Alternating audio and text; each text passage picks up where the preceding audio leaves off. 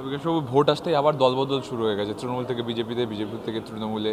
এই দুজন বিধায়ক এদিকে চলে যাচ্ছেন, তাপস রায় ওদিকে চলে যাচ্ছেন। দেখুন, একটা কথা আমি আমি এবং আমরা ধারাবাহিকভাবে বলে আসছি, বিজেপি আর তৃণমূল হচ্ছে, আমি বলি ঠাট্টা করে, বাপের বাড়ি আর শ্বশুর বাড়ি। সুতরাং আজকে যে বাপের বাড়ি আছে, গোসা করে চলে যাও শ্বশুর বাড়ি, আর শ্বশুর বাড়িতে গোসা করে বাপের বাড়ি চলে আসবে। দুটো রাজনৈতিক দলের কর্মসূচি, তাদের কর্মপদ্ধতি এ তো অবিকল এক, কোনো এর মধ্যে ভিন্নতা না। অভিন্ন কর্মসূচি নিয়ে চলছে বিজেপি আর তৃণমূল। পশ্চিমবঙ্গের মাটিতে বিজেপির গ্রহণযোগ্যতা করার সুযোগ ছিল না, সেটাকে তৃণমূলকে সামনে রেখে শিখণ্ডী করে বিজেপি তার জমি খুঁজে পেয়েছে। এটা পরিষ্কার রাজনৈতিক বিশ্লেষণ। নেতৃবৃন্দকে সাবধান করছি, যে নেতা বা নেত্রী ব্রিগেডে যাবেন না, 11 তারিখ তারা পদ হারাবেন। কোন লোকের পদ থাকবে না। এই মঞ্চে যতগুলো নেতা আছে, একটা নেতারও পদ থাকবে না যদি কর্মীদের সঙ্গে ব্রিগেড না যায়। একটা নেতারও পদ থাকবে না, সবাইকে যেতে হবে।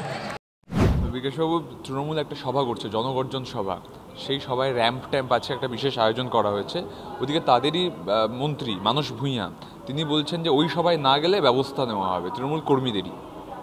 প্রশ্ন হচ্ছে যে সবার যে নামকরণ জনগর্জন, এর মধ্য দিয়ে প্রমাণ হয় যেটা জনসমাবেশ নয়, এটা যারা গর্জন করতে পারেন তাদের সমাবেশ। কারা গর্জন করেন? যারা গুন্ডামি করতে পারেন, যারা পাড়ায় পাড়ায় মাস্তানি করে তাদের গর্জন। এবং আপনি যে কথা বললেন, মানসবাবুর মতো মানুষও আজকে ওই পর্যায়ে তার পরিণতি হয়েছে, যে মানুষটাকে অন্ততপক্ষে আমি ব্যক্তিগতভাবে জানতাম, শিক্ষিত রুচিসম্পন্ন মানুষ, তিনিও আজকে গর্জনের শিকার হয়েছেন। যুক্তি, বোধ, ন্যায় তার শিকার নন। নিরাপদ সর্দারের গ্রেপ্তারির ক্ষেত্রে তো পুলিশের ভুল কার্যত স্পষ্ট।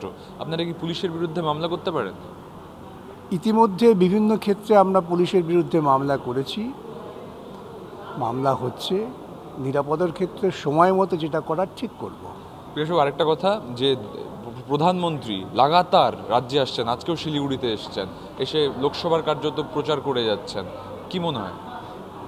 দেখুন, আমি একটা কথা বলি, আমি অন্ততপক্ষে আমার অভিজ্ঞতায় এত নিম্ন রুচির, এত নিম্ন মানের প্রধানমন্ত্রী ভারতবর্ষে দেখিনি।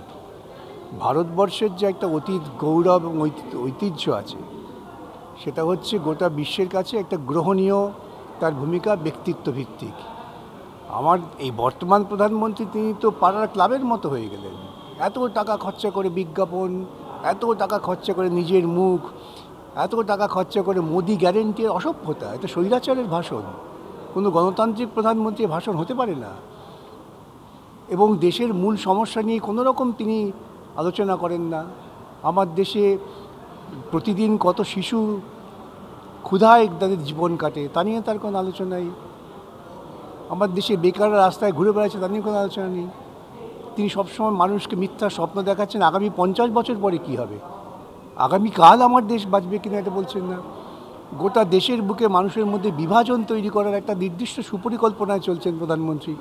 মণিপুর আজকে বিভাজিত, এবং আমি খুব এখন মানুষকে বিশ্বাস করতে পারছে না। আপনার চিরদিনের পুরনো বন্ধু, এখন সে যদি ভিন্ন ধর্মাবলম্বী হয়, তাকে আপনি সন্দেহ করতে শুরু করেছেন।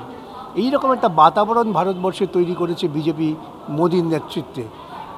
ওরা কি ভারতবর্ষকে ঐক্যবদ্ধ রাখতে চান না চান না, এটা বিরাট প্রশ্ন আমার কাছে। আমার শেষ প্রশ্ন, বিকাশবাবু, দল যদি আপনাকে যাদবপুর থেকে ক্যান্ডিডেট হতে বলে, হবেন? না, আমি তো প্রার্থী হচ্ছি না, এটা দল জানে, আমি পরিষ্কার বলে দিয়েছি। অনেক ধন্যবাদ বিকাশবাবুকে। ক্যামেরায় মনোজের সঙ্গে সুমন, TV9 বাংলা, কলকাতা।